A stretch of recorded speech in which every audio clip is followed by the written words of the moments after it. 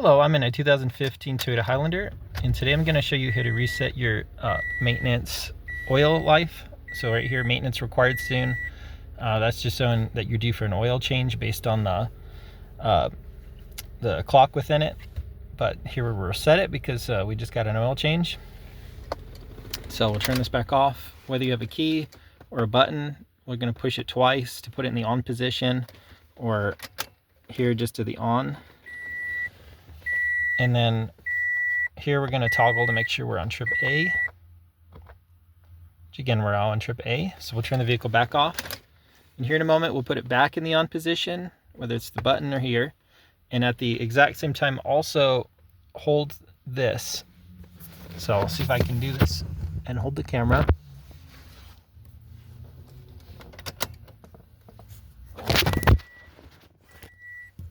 So as you can see, it's doing a little countdown, and that's resetting it. So it should be reset. I hope that was helpful. I hope you have a wonderful day.